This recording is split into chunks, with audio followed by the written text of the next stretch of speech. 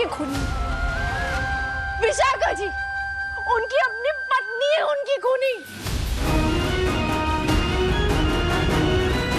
और रोनी सर, आपको आज तक लग रहा था कि आपने विक्रांत सर का सौदा किया है। नहीं, अरे इन्होंने मजबूर किया अपनी सास को कि वो अपने छोटे बेटे को बेच दे।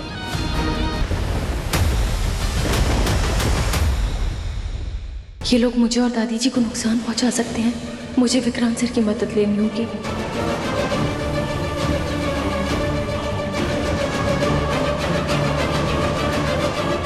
आप जाइए यहाँ से और बुढ़िया को हमें संभालने दीजिए। नहीं, मैं नहीं जाऊंगी, समझे तुम? और सुनो, ज्यादा होशियार मत बनो। देखो तुम लोग ना मुझे हाथ भी नहीं लगा सकते। तुम जानते नहीं हो मैं कौन हूँ। मैं विक्रांत सलूजा की होने वाली बीवी हूँ और डीसीपी दहरी वो उनके बड़े भाई हैं। तो तुम लोग ना हल्के में मत लो, समझे? ये तुम्हारा जो भी चल रहा है ना यहाँ पे, अभी वो आके ठीक कर देंगे तुम लोगों को। क्या हुआ?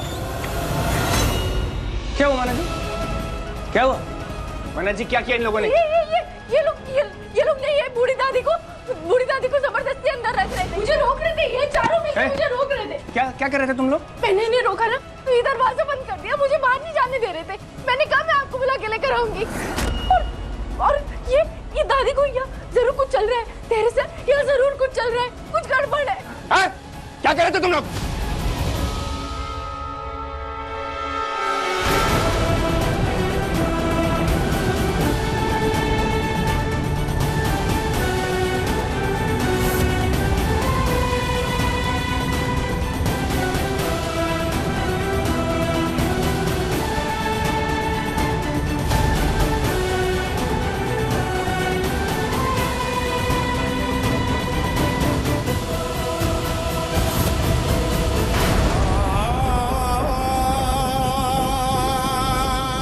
दादी,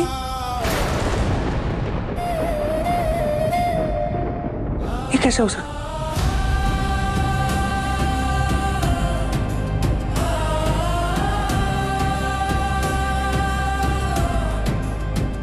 मेरी दादी? हाँ दादी?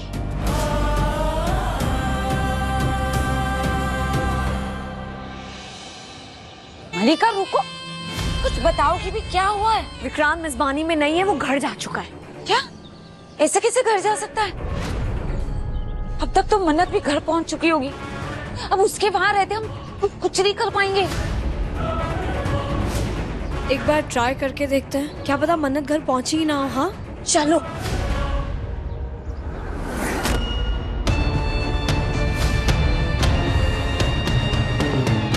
एक सेकेंड, क्या हुआ? ये तो विक्रांत की कार है। अरे हाँ, इसका मतलब उस चुपड़ शालिनी ने मुझसे झूठ बोला। मन्नत की डिटेक्टिव बने घूम रही है, उसके एब्सेंस में हमें विक्रांत से दूर रखने की कोशिश कर रही है। इस गिल्लेरी को तो मैं छोड़ूंगी नहीं। वो पैसे की मामूली नौकर, उसकी हिम्मत भी कैसे हुई हमसे झूठ बोल रही है। बाबा के साथ, मेरे साथ, अमन के साथ, सलूजस के साथ, सबके साथ इतना बुरा किया, इतना बुरा, और फिर भी चैन नहीं पड़ा तो दादी की जान ले रही है ताकि उनका राज रहे। कोई इतना सेल्फिश कैसे हो सकता है? मुझे किसी एक इंसान के साथ भी उन्होंने रिश्ता ही नहीं निभाया। ना अच्छी माँ बन पाई, ना अच्छी पत्नी बन पाई, ना अच्छी बहू बन पाई, सिर्फ रिश्ता निभाया तो पैसे के साथ। ये क्या इंसानियत हुई? सच जीना भी तो क्या जीना है? क्योंकि जी आप भी तो माँ है ना, आपने भी तो अपने बच्चों को बड़ा किया है ना। एक माँ कैसे हो सकती है ऐसे? आप मेरे को बताइए, एक माँ, आई एम सॉरी, माँ एक कैसे हो सकती है? धैर्य कोई इंसान किस हद तक गिर सकता है ना, ये हम पर निर्भर नहीं करता।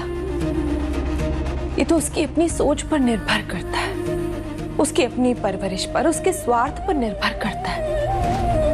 सोनिया को ही देख लो, मेरी सगी बहन है वो, लेकिन फिर भी फिर भी उसने मुझसे कितने झूठ बोले, झूठ पे झूठ बोले, यहाँ तक कि अपनी बेटी को जान से मारने की कोशिश भी की उसने। अरे दुनिया में हम माँ को ईश्वर का दर्जा देते हैं, भगवान मानते हैं, लेकिन फिर भी इसी दुनिया में कुछ ऐसी माएं भी हैं, सोनिया जैसी, विशाखा जैसी, जो माँ के नाम पर कलंक होती हैं, जिन्हें माँ कहना ना माँ शब्द का अपमान करना होता है।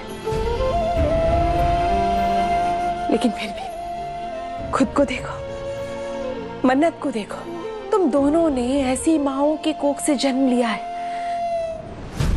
लेकिन फिर भी कितने अच्छे इंसान हो तुम दोनों। क्योंकि धैर्य, अच्छा इंसान होने के लिए ना सिर्फ अच्छे खून की जरूरत नहीं होती, अच्छी परवरिश की जरूरत होती है। उसकी अपनी सोच अच्छी होनी चाहिए। मुश्किल वक्त में आप किसको चुनते हो, क्या चुनते हो, इस पर निर्भर करता है कि आप कितने अच्छे इंसान हो। लेकिन अभी तुम ये सब मत सोचो, अभी तुम ये सोचो कि तुम्हारी दादी की सुरक्षा कैसे करनी है। Thank you, thank you.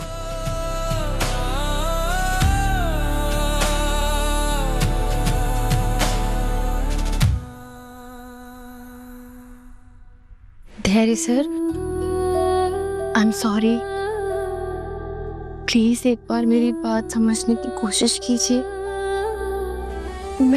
मैं शालिनी से बात करके ना दादी जी को चौल में रुकवाऊंगी। हाँ, वहाँ माँ और मैं खुद उनका अच्छे से ध्यान रखेंगे। और वो हमारा पुराना वाला घर है जहाँ पहले रहते थे, और सारे लोग ना अच्छे हैं, सब जान पहचान के हैं, बहुत अच्छे हैं। मेरी स्वप्न सदन चौल फैमिली है वो।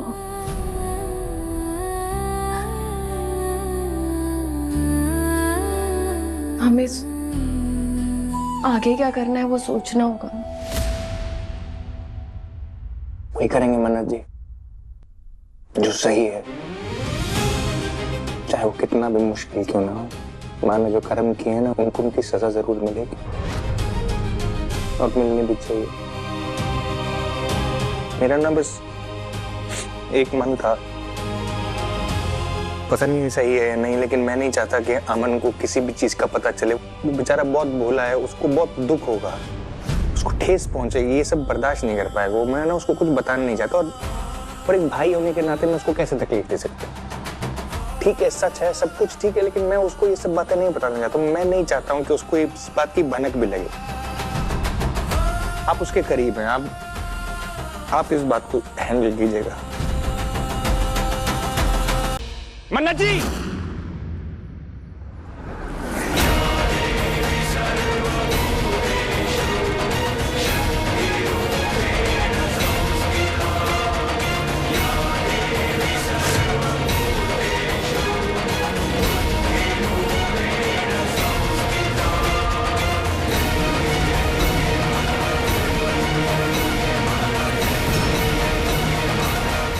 ये औरत कौन है? मैं नहीं जानती ये कौन है। मुझे सच में नहीं पता ये कौन सा वृद्धाश्रम से। मैं नहीं जानती इसे।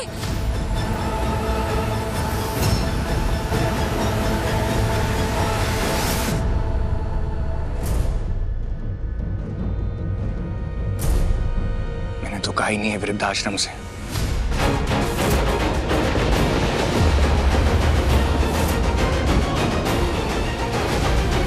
उनकी पहचान आपने खुद दे दी, और फिर पहचानने से भी मना कर दी। क्या बात है? मैं एक भी झूठ ना अब मत बोलना। नीतू मैम, आज तक आप जिस भी सच पे यकीन करती आई है ना, वो सब कुछ झूठ है, सब कुछ झूठ है। आपने विक्रांत सर और धैर्य सर के पिता की जान नहीं ली। उनका एक्सीडेंट भले ही आपकी गाड़ी से हुआ, पर आपने उनकी जान नहीं ली। उनकी खूनी है ये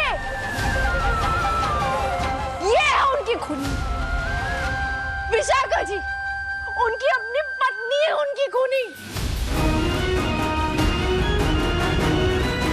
और रोनी सर, आपको आज तक लग रहा था कि आपने विक्रांत सर का सौदा किया है। नहीं, अरे इन्होंने मजबूर किया अपनी सास को कि वो अपने छोटे बेटे को बेच दे, अपने पोते को बेच दे। अरे आपको नहीं तो किसी और को बेच देती। अच्छा हुआ आपके पास आए वो, उन्हें डराया धमकाया, पर अपना सच सामने नहीं आने दिया। दुनिया के सामने खुद बेचारी लाचार बनी रही। और इनकी हरकतें यहाँ खत्म नहीं होती हैं। इन्होंने अपनी सास को मारने की कोशिश की, दवाई के बदले जहर देकर और वृद्धाश्रम वालों के जरिए।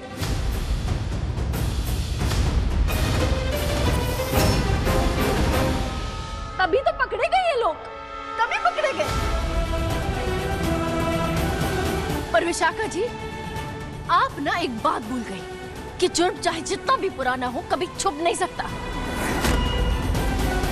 बोलिए विशाखा जी, बोलिए, क्या हुआ? आपका कोई और गुनाह छूट गया है क्या मुझसे?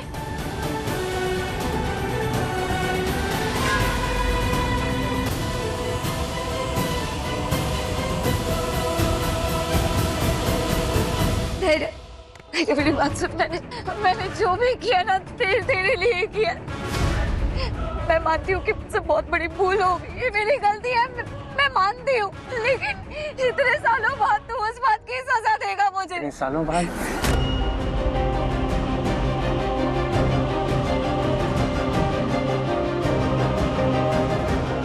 अभी क्या कहा था? अभी आप यहाँ पर खड़े थे और आपने मुझे एक बात बोली कि जुर्म चाहे कितना पुराना हो, किसी भी नियत से किया गया हो, किसी भी वजह से किया गया हो, मायने नहीं रखता। जुर्म मायने रखता। और आपने जुर्म किया है। मैंने आपसे क्या पूछा था कि अमन को सच बता के उसे यहां से लेके जाएंगे हम। आपको मंजूर है? आपने नहीं माना ना। आपने कहा कि जब तक इनको सजा नहीं मिलेगी आपको चैन नहीं मिलेगा। कहा था ना आपने। तो फिर आप अपनी बात से क्यों मुकर रही हैं? बताइए। क्योंकि मैं तेरी माँ हूँ। मैंने जो भी किया है तेरे लिए किया है बेटा, मैंने तेरे लिए किया है। आपने जो कुछ भी किया है वो अपने लालच के खातिर किया, मेरे लिए नहीं किया। नहीं। आप खुद को माँ बोलती हैं।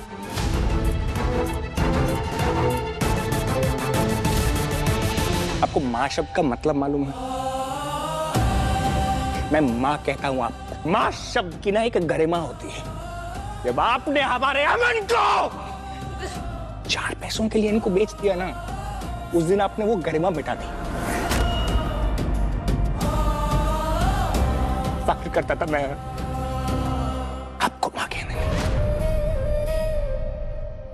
और खुद को आपका बेटा कहने में। आपकी किस्से कहानियां उदाहरण देता था मैं सबको। मेरा भरोसा तोड़ दिया आपने। मेरा गुरूर तोड़ दिया। मेरी माँ।